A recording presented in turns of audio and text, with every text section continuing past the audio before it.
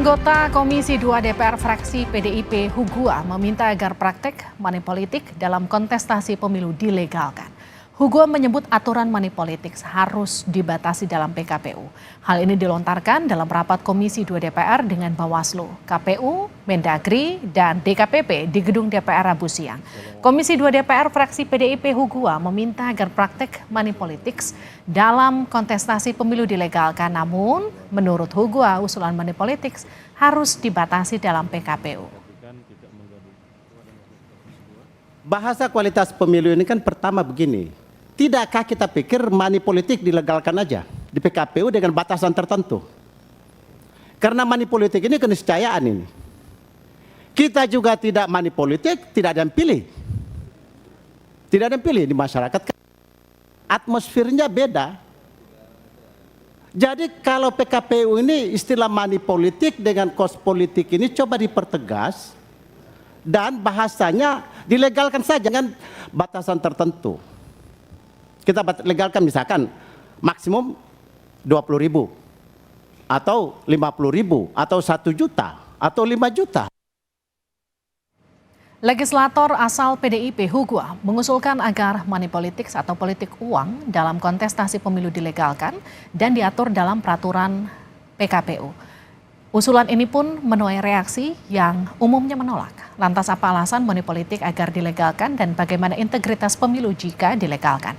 Kita akan berbincang bersama anggota Dewan Pembina Perludem, Titi Anggraini, dan juga anggota Komisi 2 DPR, fraksi PDIP Hugua. Saya ke Mbak Titi dulu. Mbak Titi, selamat petang.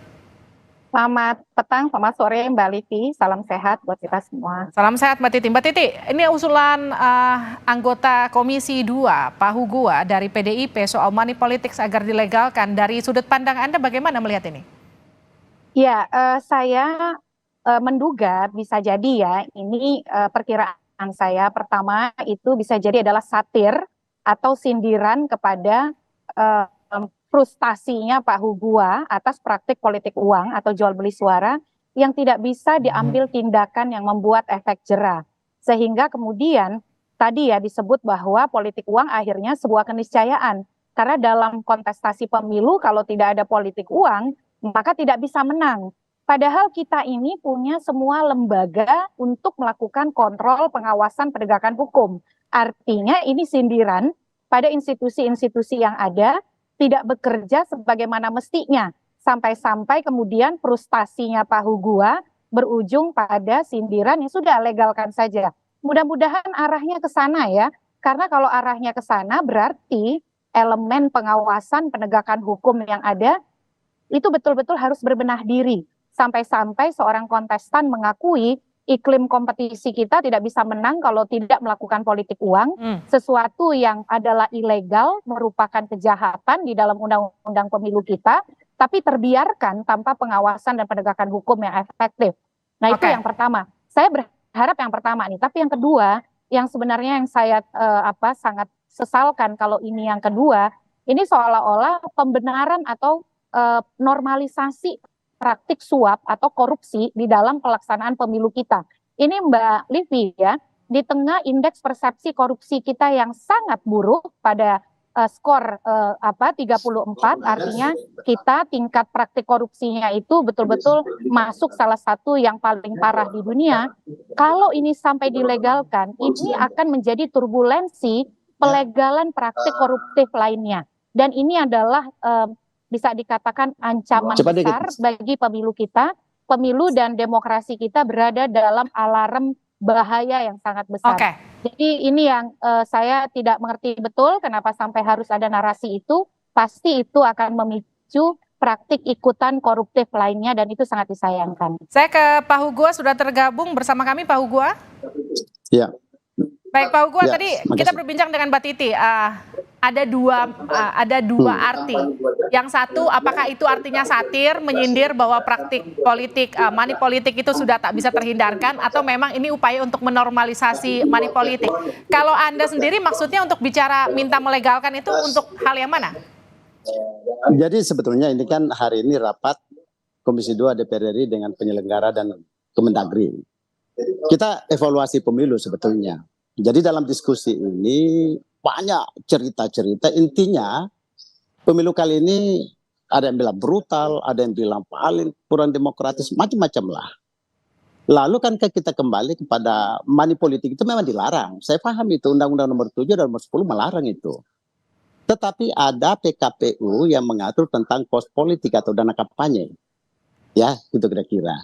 Di situ diatur. Tidakkah? Tidakkah? Karena hampir semua, kalau kita lihat di pemilu kemarin, mulai dari kampanye kan orang sudah memberikan duit. Pada hari hanya juga memberikan duit, jor-joran kan itu didiskusikan di dalam Komisi 2 tadi, dalam rapat Komisi 2 tadi. Karena ini evaluasi, karena diskusi ini masih bebas bukan kesimpulan, maka saya usulkan kenapa tidak istilah kos politik. Jangan terjebak di money politik ya. Jangan terjebak di politik uang karena itu pasalnya melarang. Dan saya juga setuju, itu haram hukumnya. Akan tetapi PKPU ini kan turunan daripada undang-undang. Dengan istilah kos politik atau dana kampanye, tidakkah kita legalkan ini barang? Sehingga bisa kita laporkan menjadi kegiatan yang bisa dilegalkan di dalam praktek pemilu kita. Karena kalau kita larang juga terus pelaksanaan secara masif, lalu bagaimana penyelesaiannya? Jadi sebetulnya diskusi bebas yang tidak masuk dalam kesimpulan tentu. Begitu kira-kira. Tapi kan Pak Hugo itu cuma beda istilah saja, praktiknya akan sama di lapangan. Ya kan kenyataannya begitu Mbak. Pertanyaannya apakah kita tutup mata dengan ini? Artinya apa? Kalau kita di PKPU ini turunannya kita cari jalannya sehingga ini bisa legal, bagian daripada kos politik yang di dalam PKPU nomor berapa itu? Dalam PKPU nomor 18 tahun 2023 kan mengatur tentang dana kampanye yang dilaporkan secara resmi diketahui oleh akuntan publik. Jadi daripada kita kucing-kucingan terus, mendingan barang ini kita legalkan dalam tanda kutip ya. Bukan saya katakan politik uang, karena di undang-undang menyebut politik uang. Ya. Yang saya maksud itu sebetulnya ya istilah apa saja kan, money politik itu kan tidak dalam undang-undang. Yang ada istilahnya aja lah yang dibedain ya, prakteknya kurang lebih sama. Saya ke Jadi Mbak money Titi. politik, kos politik ini kan bahasa Inggris. Oke. Yang bisa dilegalkan itu yang saya maksud yang diatur di dalam PKPU. Gimana tuh Mbak Titi? Ya, jadi Mbak Livi, di dalam peraturan KPU nomor 15 tahun 2023, itu saja untuk ongkos politik itu limitnya sangat besar. Dia jadi peserta pemilu caleg itu boleh membagikan bahan kampanye. Bahan kampanye itu boleh berupa kaos, topi, mug, atau pernak-pernik yang sifatnya memorabilia ya. Dan itu wajar di banyak negara juga seperti itu. Tapi memang di peraturan KPU kita limitnya itu sangat besar, Rp100.000. Itu saja sudah menjadi kritik. Jadi saya kira karena bagian dari dialog kita ini adalah edukasi politik, saya ingin lebih menempatkan pendapat Pak Hugua itu bukan normalisasi jual beli suara atau vote buying, tetapi lebih kepada teguran terhadap bagaimana institusi pengawasan dan penegakan hukum kita itu tidak berdaya di tengah politik transaksional yang berlangsung selama ini. Mestinya yang harus dilakukan adalah bagaimana Komisi 2 DPR itu mengevaluasi sungguh-sungguh. Kenapa itu tidak bisa ditegakkan? Padahal kita ini kurang apa? Kita ada pengawas, ada sentra gakumdu, ada polisi, ada jaksa. Tetapi kemudian politik kita sangat mahal, sangat transaksional. Orang kalau mau jadi anggota DPR, DPRD, DPR itu puluhan miliar katanya. Ini praktik demokrasi yang tidak sehat. Jadi saya ingin memaknai bahwa bukan melegalkan ongkos politik yang tinggi ya. Karena ongkos politik itu jelas. Justru ongkos politik itu harus dibuat normal. 100.000 Pak Hugua menurut saya terlalu tinggi. Nah di lapangan itu banyak sekali akal-akalan yang membuat penegakan hukum itu tidak efektif. Nah, kita atur pun kalau penegakan hukumnya tidak efektif, nanti minta limitnya tambah tinggi, tiba-tiba 1 juta nih.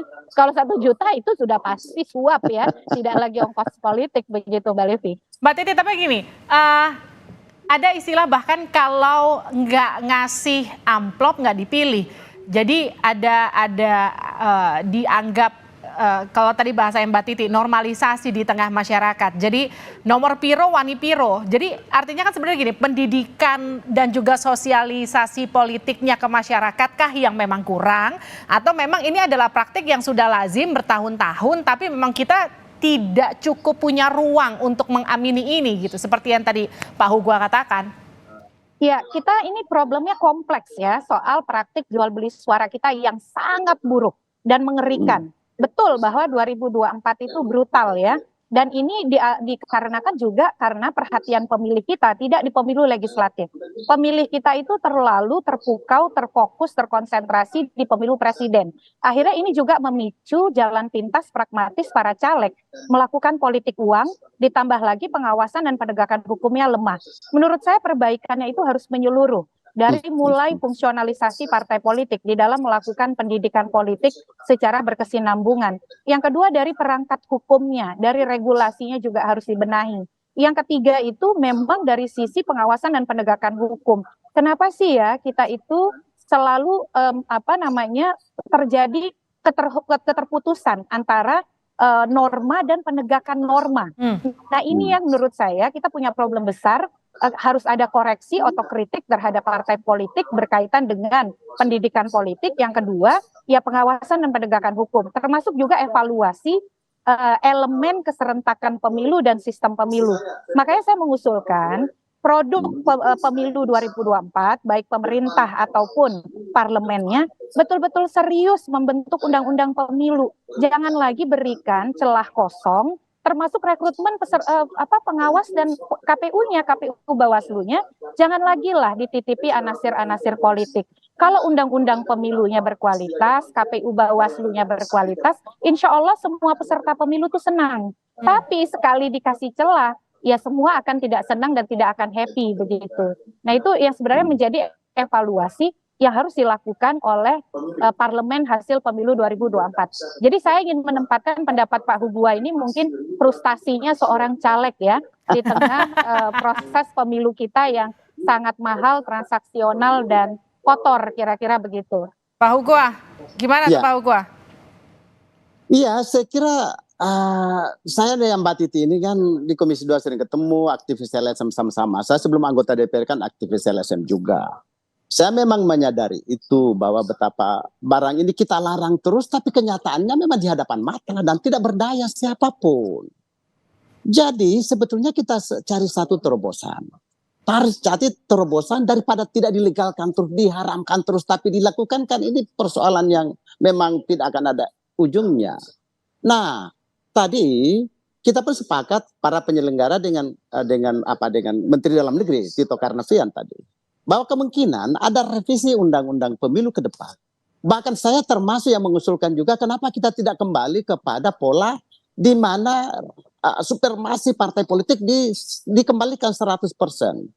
Pemilihan itu mungkin saja lebih murah dan lebih kepada pemilu gagasan, pemilu berbudaya, pemilu yang penuh dengan tujuan kesejahteraan rakyat sebagai tujuan kita pemilu dan pilkada ini, kembalikan kepada tanda gambar. Partai politik yang menentukan kembali supaya murah. Kalau itu maka lepas dari jor-joran yang seperti Mbak Titi tadi ngomong. Jadi kita sebetulnya lagi mencari format. Jadi istilah money politik dilegalkan itu saya juga mengatakan bahwa itu haram. Cuma kan sebuah situasi yang memang kita haramkan tapi dilaksanakan di hadapan mata kita. Inilah kira-kira yang berkembang sehingga Mbak Titi kita pun sepakat dan pasti kita ketemu di Komisi 2 terus. Untuk kita kembalikan ini. Sistem pemilu kita ke depan, kira revisi kita perbaiki, kita sempurnakan menuju tujuan negara. Saya ke Mbak Titi deh. Mbak Titi, artinya gini, kalau tadi Pak Hugua saya simpulkan sedikit kurang lebih pemilu dikembalikan ke sistem tertutup, apakah memang akan bisa mengurangi kos demokrasi kita yang dianggap sekarang begitu mahal? Ya, memang sistem pemilu kita harus dievaluasi Mbak Livia ya. Tetapi dalam mengevaluasi sistem pemilu, itu harus holistik. Jangan sistemnya diubah, tapi perangkat-perangkatnya itu tidak mengikuti. Misal contoh, kalau misal tertutup, proses pencalonannya harus demokratis. Jangan sampai sistem tertutup justru menyuburkan jual beli nomor urut di internal partai, malah memperkuat hegemoni elit untuk sewenang-wenang begitu ya. Nah sekarang yang sistem terbuka saja Pak Hugua, calon yang dapat suara terbanyak saja bisa dibajak oleh calon yang disukai elit, dipaksa mengundurkan diri begitu. Nah saya setuju ya evaluasi soal sistem pemilu, tetapi sebelum kita memutuskan sistem yang mana, mari kita tempatkan segala sesuatunya secara menyeluruh. Karena pilihan sistem itu Mbak Livi bukan hanya tertutup terbuka, ada sistem campuran atau NMP, ada sistem paralel. Nah, mari kita sesuaikan dengan visi besar pemerintahan kita, karena tujuannya itu satu, memperkuat integralitas politik. Yang kedua, representasi. Yang ketiga, efektivitas pemerintahan. Oke. Nah, inilah tugas dari parlemen kita, tetapi sekali lagi, jual beli suara politik uang adalah haram, jangan pernah kita normalisasi, karena dia pasti akan membawa ekses kepada praktik korupsi yang lebih buruk lagi. Terima kasih sudah bergabung di Sapa Indonesia Malam Pak Hugua. Terima kasih juga Mbak Titi Anggraini sudah bergabung bersama kami. Makasih.